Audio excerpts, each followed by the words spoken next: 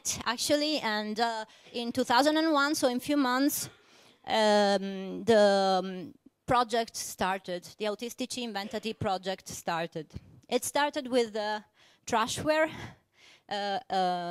This means that used parts of computers were bought to set up a server that could be used for the project. And in June 2001, AI, Autistici Inventati, was presented to the hack meeting in Catania, Sicily.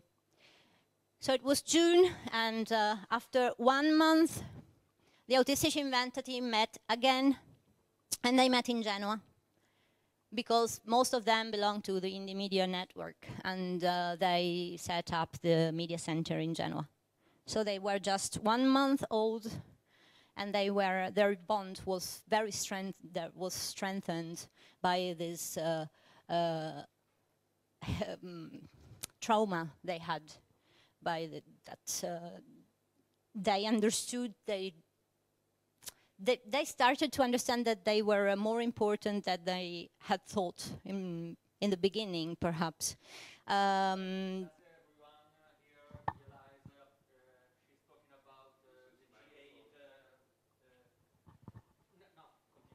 I was talking about the G8 in Genoa 2001. Everybody knows what I was talking about. Okay. And so what happened was that they started hosting the sites of the people who were documenting the events of Genoa 2001. So they became more than just a server that offered emails to some activists and websites to some people who wanted to inform about the things that happened in their neighborhood. There were people who were supporting the defense of the people who had been arrested in Genoa, for example. There were the people who were supporting the counter-information and documentation of what had happened at the Diaz school. So in 1 month, their story changed a lot. And they started offering services, and they started offering a lot more of services. Many people were asking for their services. Services being webmails, websites, mailing lists, an IRC chat, and later other services that are currently a blogging platform, Noblogs. I think many of you will know it. And we offer a VPN to anonymize your connections. We offer an anonymizer for mails, and Jabber for instant messaging, and something more I'm forgetting, I'm sure. So what I did in this slide can be interesting about the growth of the services we offered during the years. If you click on the Inventati and Autistici, you can see here that Inventati in 2001, there was a link.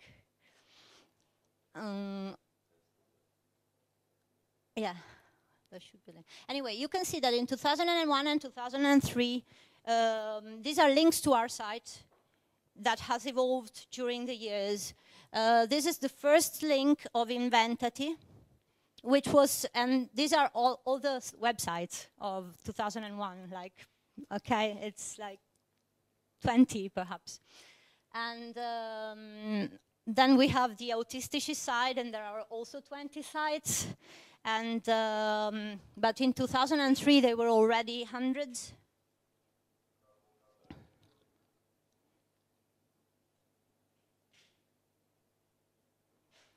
Or tens at least. This is the list of 2003 of the Autistici side.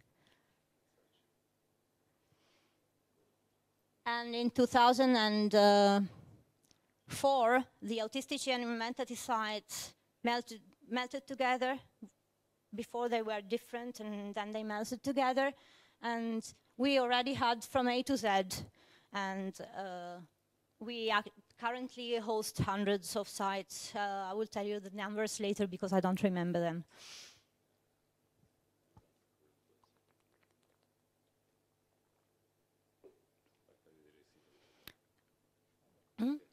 And this is the current website, where you can request a service and access the blogging platform, ask for help and be patient, read our news and donate.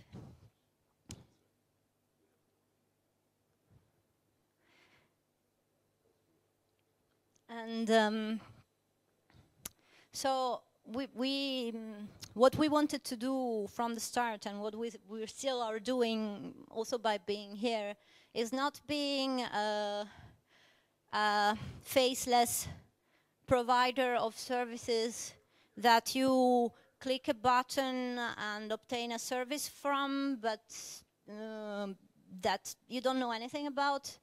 We have always tried to be human and to have relationships to our community and to our users, because we think this is our main strength. We don't ask for money for ourselves. We are almost 30 volunteers doing volunteering job all the time. Nobody of us is paid in any way, and we want to have a trust relationship with our users, and this means we are also very clear about what we need, and what we need is that you support us in case of hardship or with donations that are always necessary to pay for our services.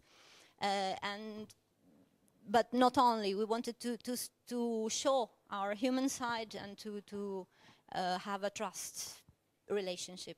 Even if we don't ask you to trust us with your services, with your mail, we ask you to download your mail and to encrypt it, but we want to have a trust relationship anyway with what remains.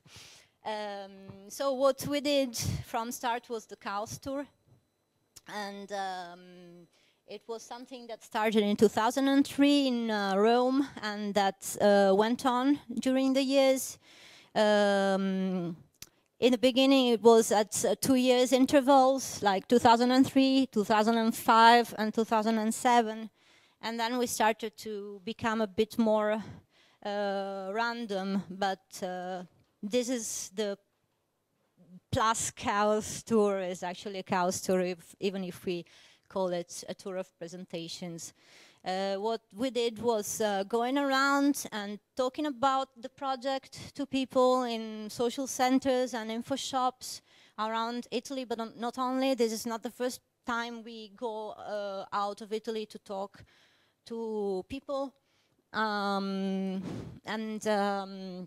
We also offered like workshops, for example, also organizing with the local hacker spaces and hack clubs, who set up a whole set of events to encourage a safe use of the web, for example, or the use of open source software and free software. But of course, since we host a lot of political projects and politically involved people, we couldn't avoid the law. And so we had some legal issues. The first one being this one. This is a fake site of Trenitalia, the Italian railway society, which at the time, it was 2004, was transporting weapons for the war in Iraq. So they remade their site. They made this spoof site. I mean, actually, if you know Italian, there is like some a motto on there, like which is proud to be doormats of the army. So, and because of that actually we got issues because Trenitalia wanted to seize basically the website, and we won. Actually, they had to pay, I think. No, they weren't convicted in the end. No, but they had to pay the. No, they weren't. They weren't convicted in the end because our lawyers, because fortunately we keep finding good lawyers, showed that it actually was a parody, that it was a form of art. Yeah, so the charge dropped. And the charge had the judge decided that it wasn't a crime to do a parody of something. So the first charge was dropped. As you will see, so far we have had several legal issues which can be also analyzed in terms of the authorities not having understood very well what happens in the internet yet, not in Italy at least. And so, I mean, we are preoccupied because sooner or later they will do, but in our history they showed that they didn't understand very well what it was about. We will see later what I'm talking about because the latest case is 2011 and they still showed they didn't know what it was about. So anyway, let's go on. So the first legal issue was good, and the second was not as good. The second was the most serious issue we had, and it also spurred a very radical change in our infrastructure. This case, which we can watch a video about this case because before going on and explaining what it was about, let's watch this short video. Yeah, just for the. It's a clip actually. Sorry.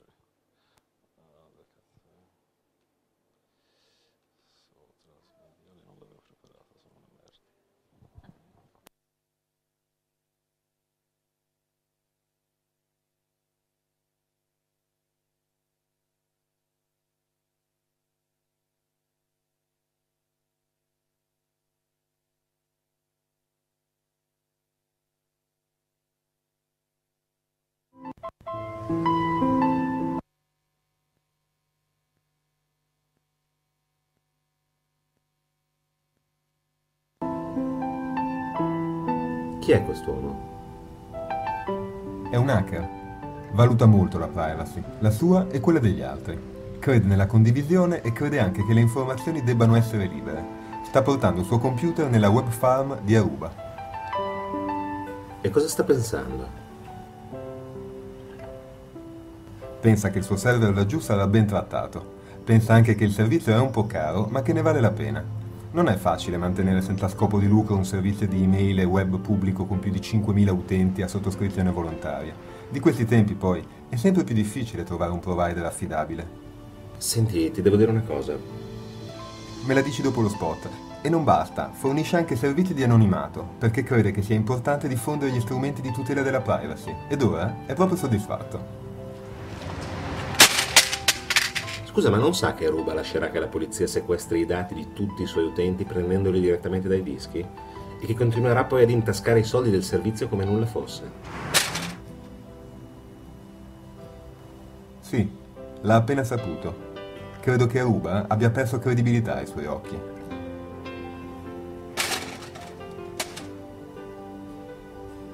Sai che non ho capito niente. Beh, il concetto è che ti spiano, ma se vuoi puoi riguardarlo dall'inizio, tanto è digitale.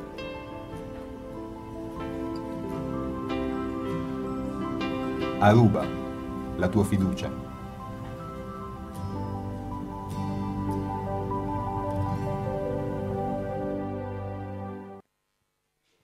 In a more verbose way, what happened was that in 2004, in June 2004, we kept this server, our server, one server, we kept it in a web farm.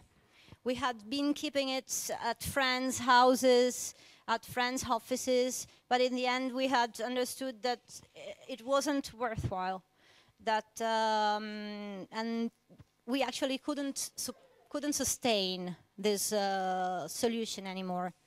So we took the server to this web farm, this commercial web farm, which we paid a lot. And in 2004, the police came to this web farm. They were inquiring on one mailbox, and they copied all the data in the server, and including the SSH keys. And they could have been intercepted all the traffic for a whole year, basically. So yeah, because we didn't know it. We just didn't we know knew it. that In 2004, yeah. we noticed that the server had gone down and called the Aruba web farm and asked what's happening. And they said, we have an electrical problem, while the police was scoping the server.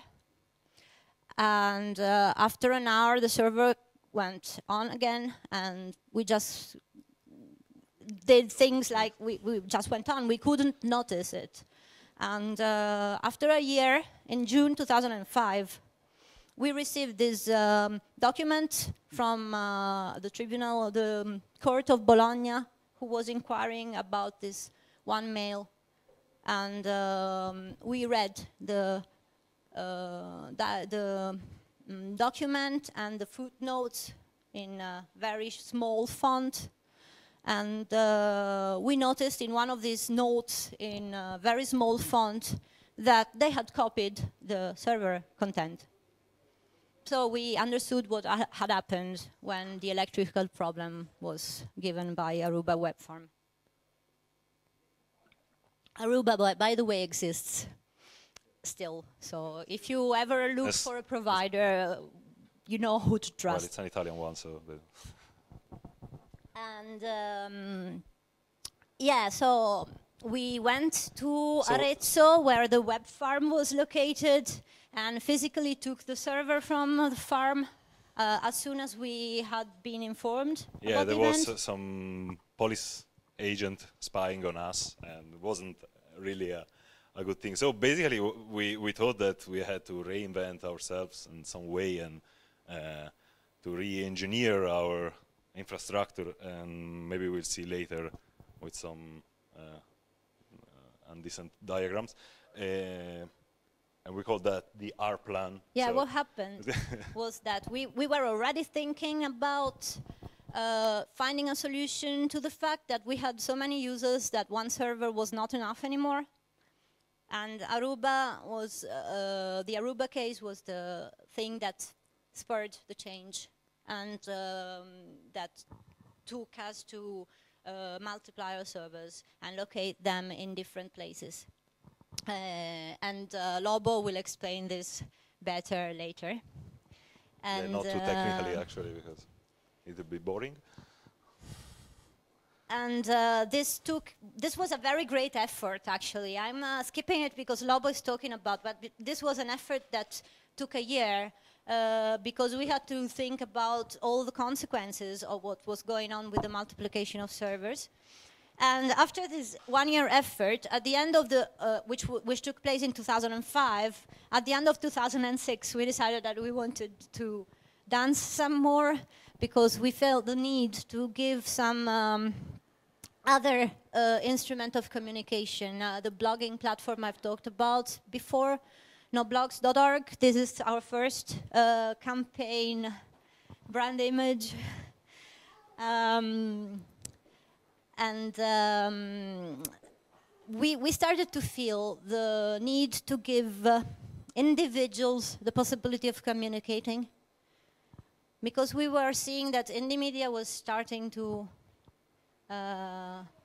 shake and fall apart. Yeah, okay. At least in Italy.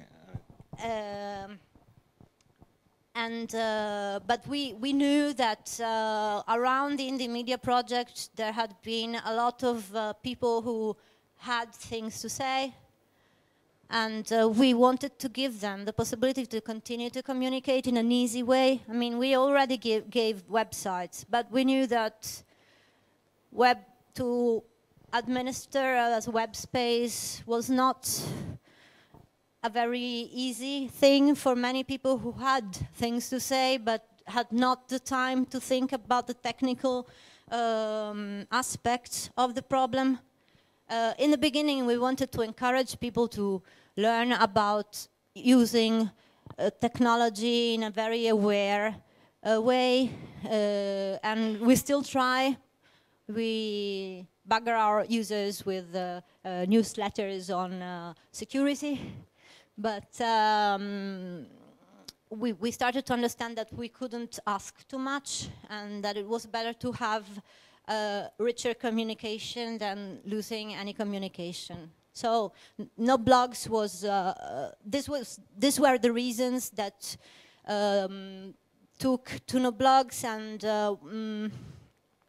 one other wish we had, and which has partly been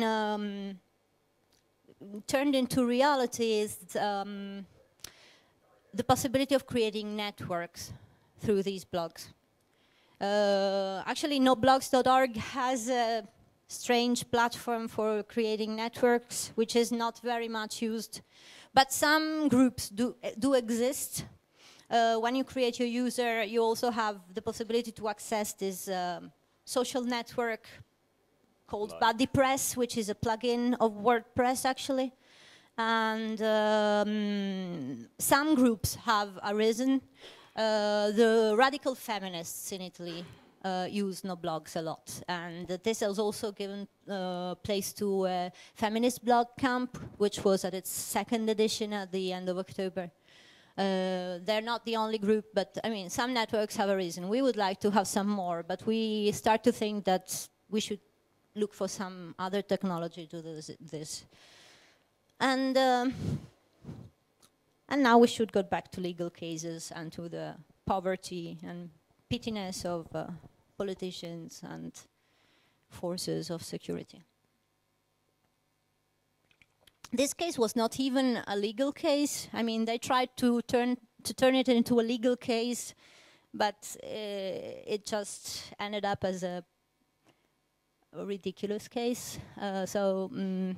Molle Industria is a very good game designer. If you don't know him, try to know him. He also has his website is in English and Italian, molleindustria.org. I'm afraid I didn't write it down here, but if you want the spelling, I will give it to you. And he actually writes radical critical video games, web games. And this was one which was called Pedo Priest. And it was about pedophilia in priesthood. And the main aim of the game was averting the police from pedophile priests who were raping kids in this establishment. And it was a very good parody, but what happened was that our server in the States was called by a self-appointed League for the Defense of Minors who asked, from Italy, who asked our server to take down who asked our provider to take down our server because of pedophilic contents. And but in the end, the legals of the provider looked at our pedophilic contents and decided that it was satirical, and that it had nothing to do with pedophilia. So it went back on online. And then there is another legal case, the Norwegian one. And the Norwegian one is the funniest, I think, even if it's the scariest also, because it shows connections between the Italian police and the neo-fascist scene. This is from the official police. This is from the official communication of the Italian police to the Norwegian police to ask that our server be copied for an inquiry on threats. And it says, relative to the mailbox orsat@canaglia.net and its relative translation, shebear@scoundrel.net. They didn't even get the plural of canaglia. Anyway. What had happened was that some anti-fascists had written on the wall of a neo-fascist leader from Casa Pound, which is a very scary movement in Italy at the moment. And in a place in the province of Abruzzo, which is a forgotten region of Italy no one actually knows anything about apart from Italians. And in this forlorn province, the police decided that these walls, this writing on the wall was a threat, a personal threat to this person, and this could justify an international request of rogatory to Norway, and not only to other two countries where our servers were located. Anyway, this happened while in Norway they were discussing about data retention, the law on data retention, so it created a huge hype. And they're still discussing about if we are to be considered a provider or not. And the data have never been given to the Italian police as far as we know. So that's how our history actually ends. Now we don't have had any particular news in the last year. Perhaps fortunately we are still working on things, and Lobo will also talk about what we are trying to develop. We have many projects that we are trying to develop, and some get real and some don't, which is how voluntary projects perhaps work.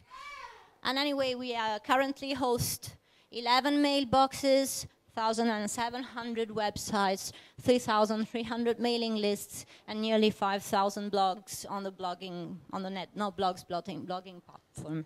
Apart from that, we offer IRC chat, Jabber IM, instant messaging, an anonymizer, VPN, and other things. And if you want to support us, questions, donations, books. Questions?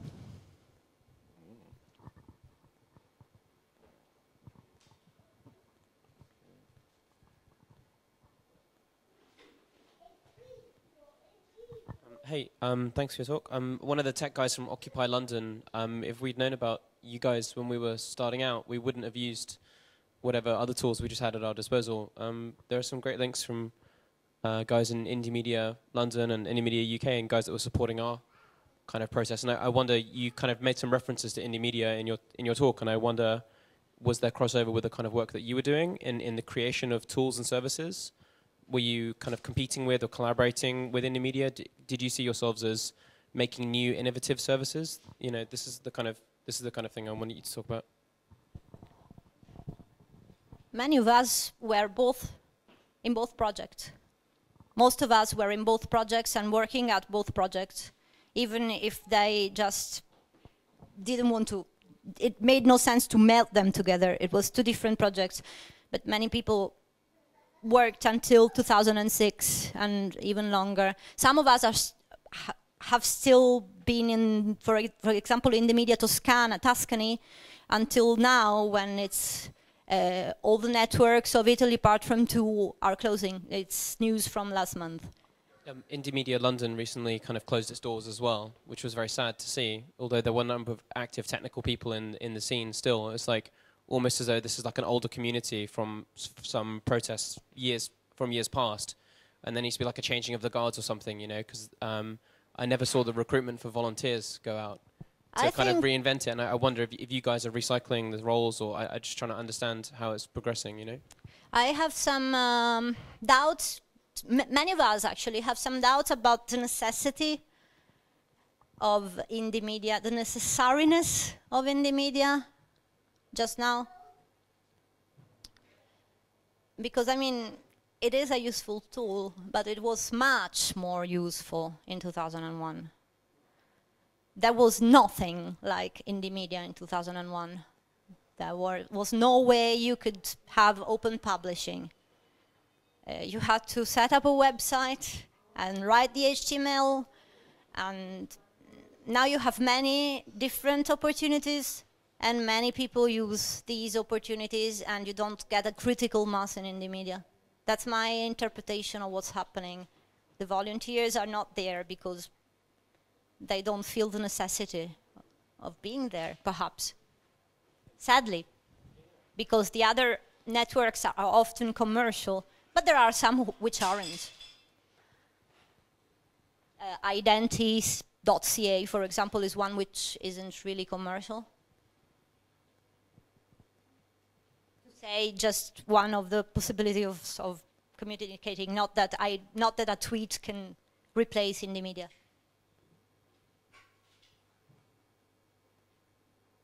Was that an answer?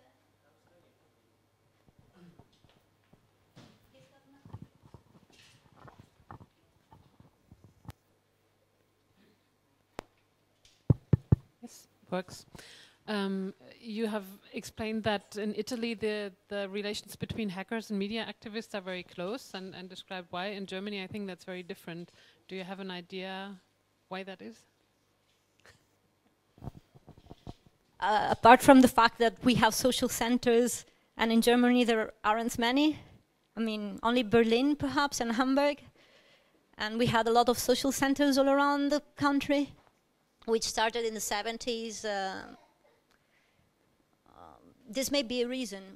The places where we did hacking, the places that were open, were not given by the authorities, which is easier to get in Germany, perhaps, to get the small town to give you a place where you can hack, or any like volunteer. I mean, there are opportunities perhaps that in Italy we didn't have, and therefore hackers tended to go to social centers where they had huge spaces to experiment in. But this is open to debate. I mean,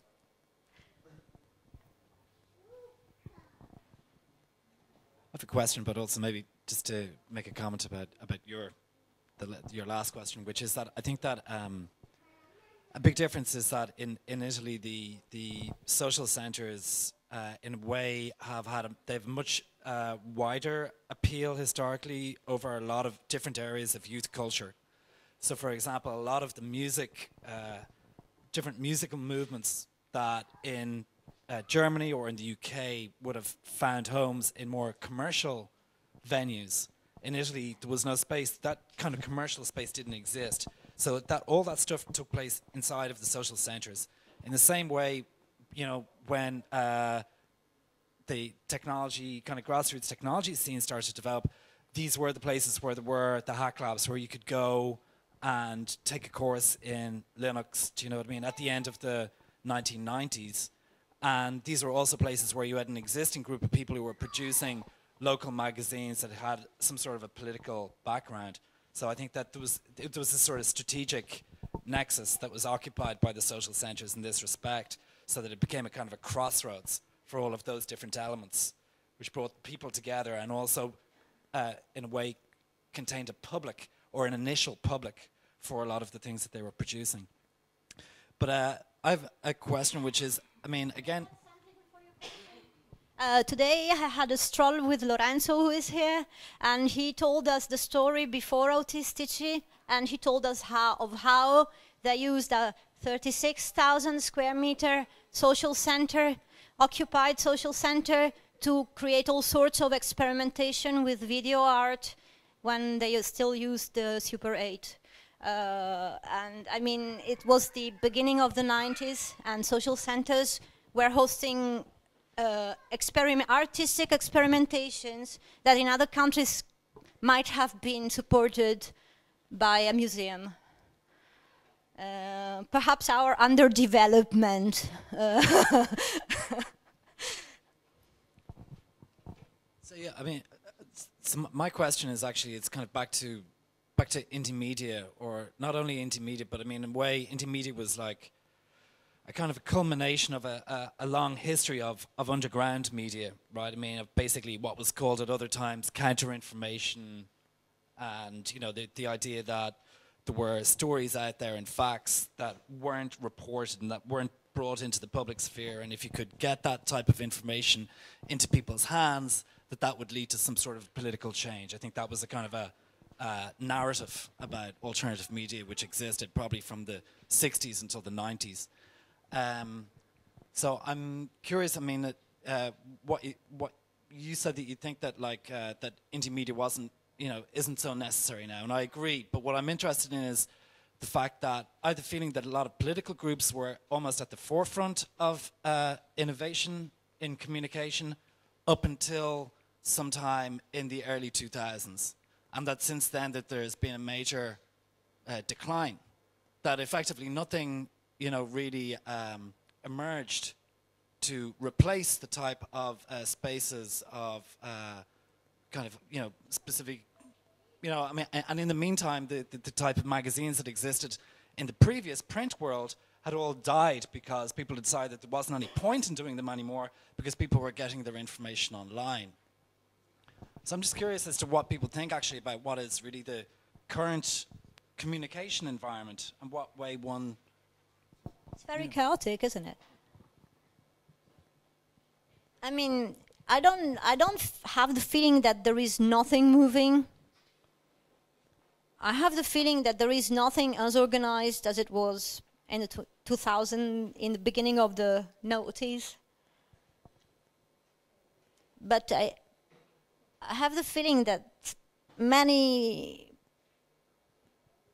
little projects are spreading around. And so I wouldn't say nothing is happening, only we need to experiment other forms. But we don't have an answer, do we?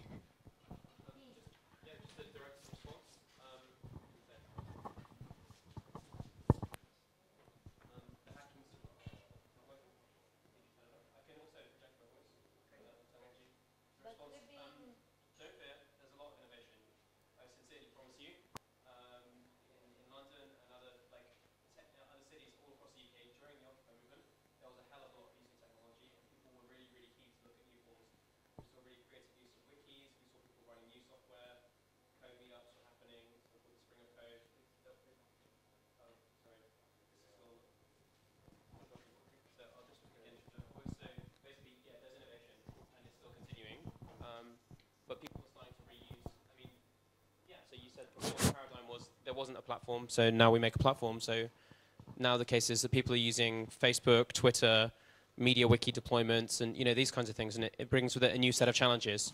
What happens when someone co-opts a Twitter account during the middle of your occupation? What do? Those are the kind of problems we face now. We have the channels. There are interesting dynamics around how you use and share those tools. That's maybe where innovation is required. And how do you access those services which are very popular in an anonymous or distributed way? Like maybe that's why we're seeing more innovation coming around anonymizing proxies or VPNs, or it's getting so the tools we have good tools now. So how do we keep using them, and how do we make sure they don't get taken away again when they're really critical? So look to the Chinese Communist Party restricting access to things, and if this would be prevalent in more countries, so then VPN services would then be the critical piece of technology which lets you kind of continue.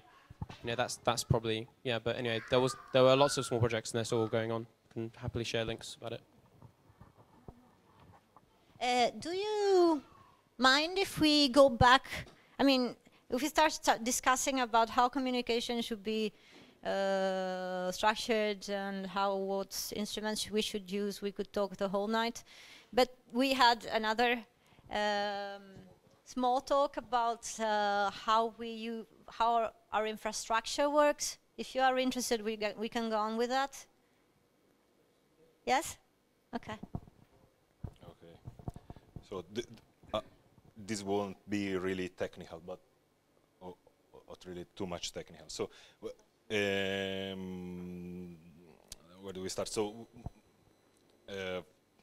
Obat's talked about how we started in 2001. So basically, what happened is that we gathered at someone else. No, actually, we were in Pergola, Milan, in Pergola, and we took some recycled hardware. And well, sorry, I didn't do good slides as a Obat. Anyway, so obviously this had its own issues, because when we didn't basically we didn't were able at some point to withstand with all the requests and all the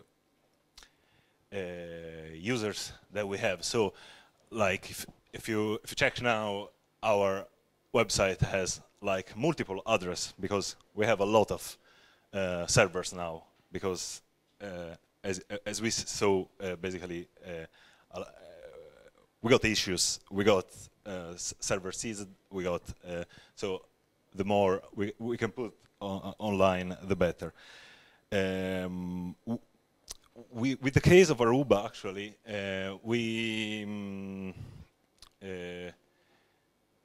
so what happened is that, sorry, I didn't. With the case of Aruba, what happened is we had to rethink somehow the way we presented the data on the internet, because we cannot have like all the data on one place, and even if that was encrypted, and we somehow thought that it was better to exploit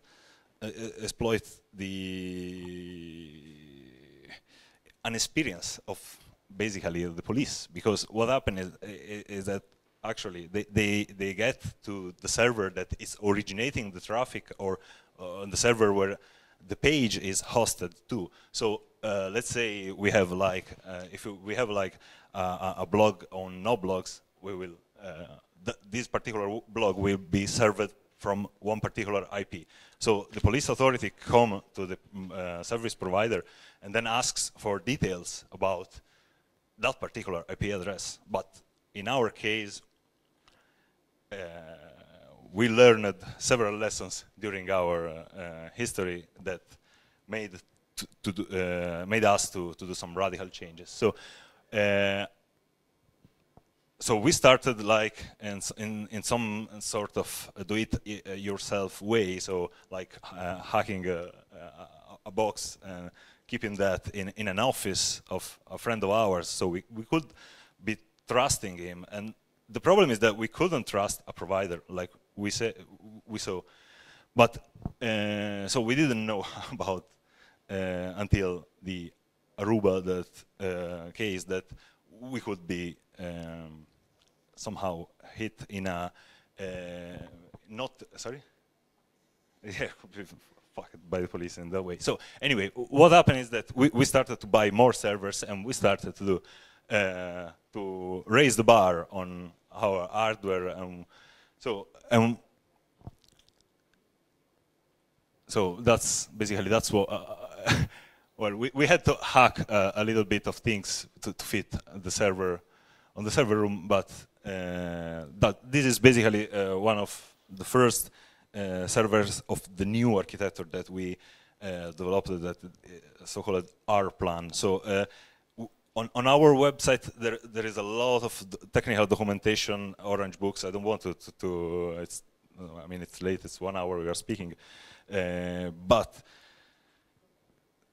to go to the story very short, what we have, this is not an actual representation. We don't have server in that nations, or maybe we have, you don't know. So what happened is that we have a bunch of servers. In our case, it's 3 servers. So those IP addresses that you see here, like they correspond, sorry, to those servers there. So the real data is sitting behind a let's say, wall, and all the communication from where is the data,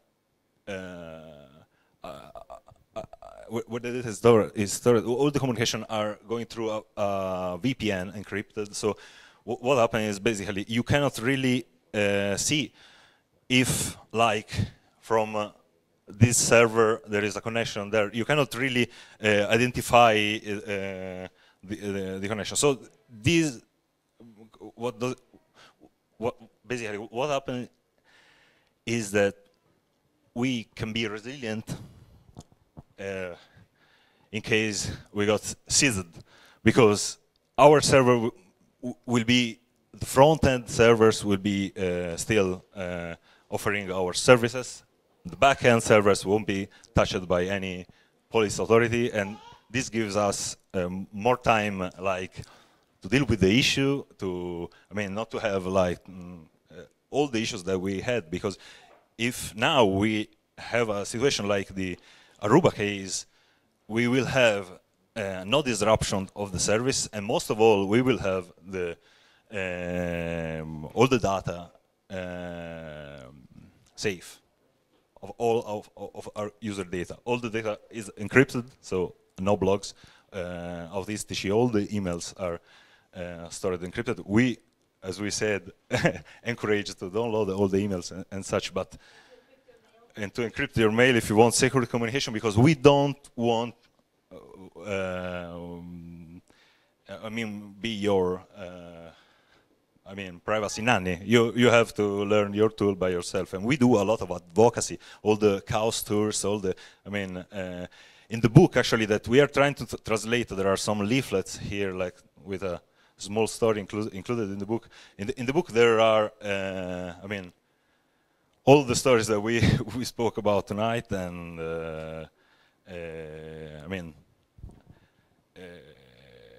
I hope that we will translate that soon in English, because we need, to get spread out, all those.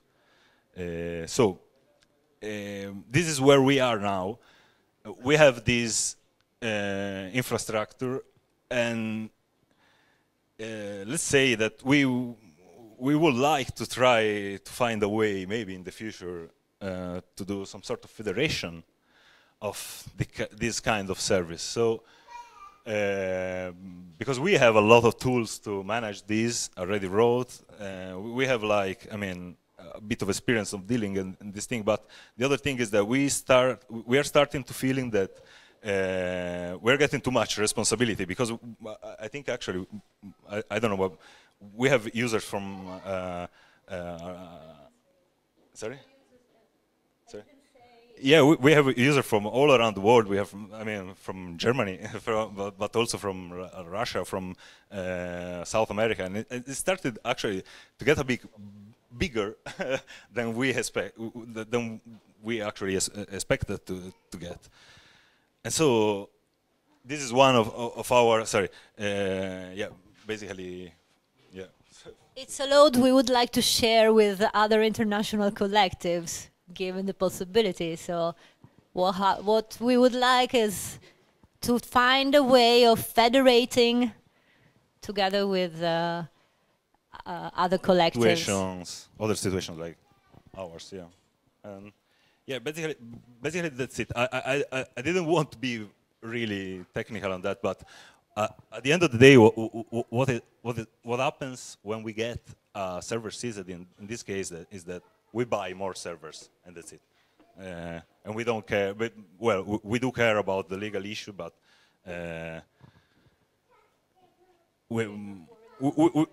sorry? We are not worried about... not too much about security yet, because, we are worried about security because we host a lot of data, but not too much in terms of resilience of our infrastructure. So I don't know if... Resilience meaning that what we want to guarantee to users is that they keep communicating even in situations of emergency. So what happens with this multiplication of servers, for instance, to your mailbox, is that if your mailbox was on the seized server, but also on the server which went down for technical reasons, you won't have to wait for us to go to the place and change your server, but in a matter of some hours, your mailbox will be moved as a user, not its content, unfortunately, to another server. So in a matter of hours, you can communicate with other people, even if you might not find the mail which you unfortunately stored on our servers, which we so much advise you not to do.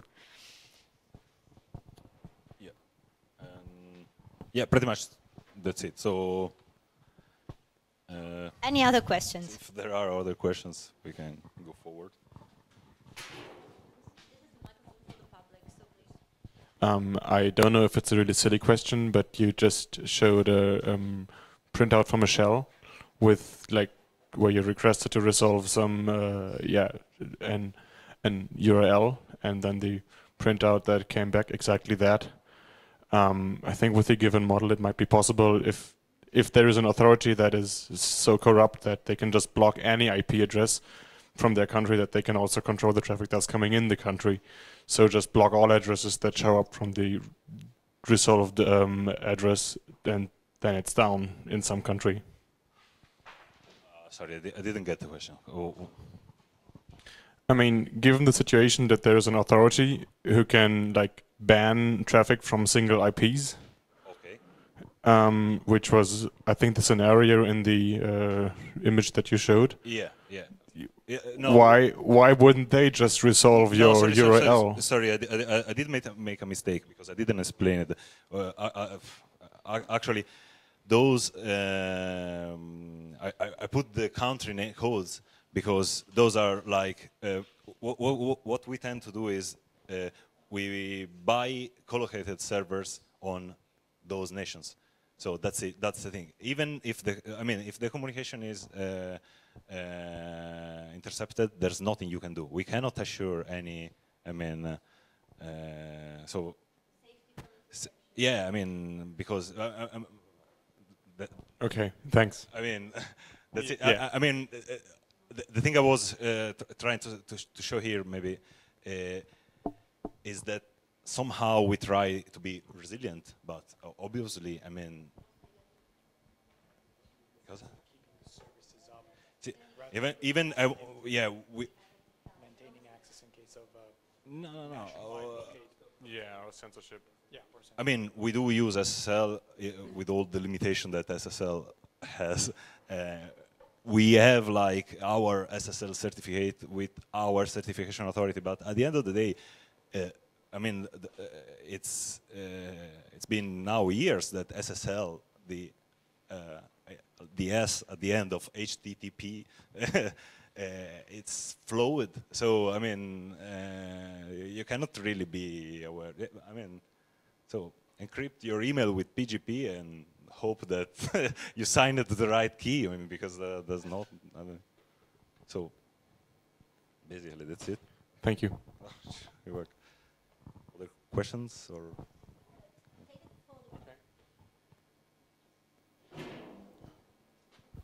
I just got in, so maybe it's a really silly question. You actually offer your servers over Tor, right? We just implemented. Cool. Yes. Yeah, actually, we did submit the patch to the Tor project because they weren't allowing some way we were configuring the thing. But yes, we have. Actually, I don't remember if. Let me see. Yeah, one sec. I think.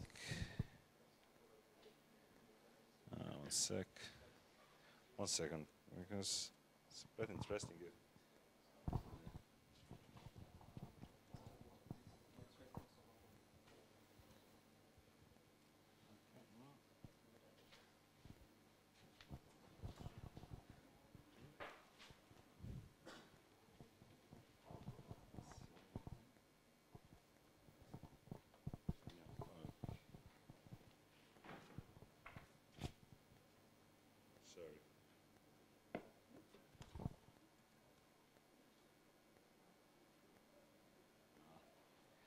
Well, we do have an onion address. I can't find it now, but yes. Anyway,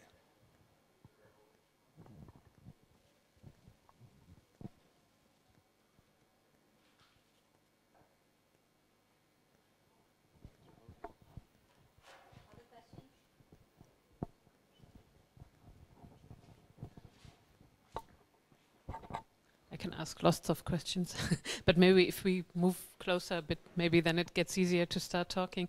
You just said that you would like to share responsibility and maybe build some kind of federation, and I'm wondering, I mean, there are other independent providers like RiseUp or here in Berlin, SO36.net and many others. Why aren't you? No, we know them and we talk to them actually, yeah. But the thing is, yes, I mean, we maybe what you were saying, I mean, that why we're not doing this federation with them, or I mean, I don't really have a ready question even yet. I think you know each other, or you know the others, and then I was wondering, what is it that you are saying when you're saying you would like to build a federation, and like where the thing that we'd like to share is the technology behind that, because like as we said, we don't keep any logging activity of our users, for instance, which is one. I mean, good selling point of the whole thing, and then we have built this R plan, and we have a lot of tools. So maybe it would be easier for another like collective that it's more tech savvy, like to, I don't know, take ownership of a project like that and then reproduce it. Or, I don't know. It's something that we are still thinking about it. Let's say so. We tend to do a lot of, I mean, small sub-projects. For instance, we are trying to develop, basically, I don't know if you guys know about the Raspberry Pi. Is this small, so it's a platform, it's a computer, basically. It's a small like this. Maybe it's an Altoid thing or something like that. But anyway, it's a full-fledged computer with a network card and an SD card. So we thought that why we don't build our autistic into that, and maybe we can, I don't know, start. Sorry.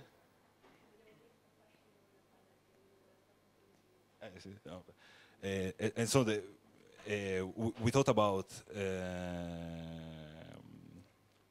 we can use this platform to build like a piece of autistic that we can give to our user and do something like, I don't know, but you know, it also like the title of the book. It's all chaos. It's all very chaotic. So, and we are trying to keep it in that way. So even this federation idea maybe will happen, maybe not. I mean, it's all up to the people that it's willing to share and to get knowledge. I mean, and it's all about building networks of people sharing relationship. We think so. So. In the book, we try to explain how this chaos works in a way. We try to explain, we don't have an answer actually, but we've tried to document a bit through the interviews, because I didn't say that this book is based on 15 interviews to people who have participated in the Autistic Inventati project. Through these interviews, we tried also to explain how this volunteering process works, and how it works through mutual self-formation, self-training, mutual learning. It was made up of curiosity and fun more than of sense of duty. So it's always been like this. If a hacker doesn't have fun, she won't work. I'd say close with this phrase. How was the reaction to the book in Italy so far? Did you get any reactions to the book in Italy from people who weren't already involved in this movement? We sold about 800 copies, which is a lot. Obviously, we are not making any money out of it. We are simply, I mean, supporting the project. I mean, obviously, with all those servers, with all those lawyers, we have expenses, and so that's it. So that's actually on the website. There is like a small breakdown on how we spend the money. It's kind of hard to keep track of everything, but it works. We had some good reviews. Yeah. Not official, obviously. Yeah. So.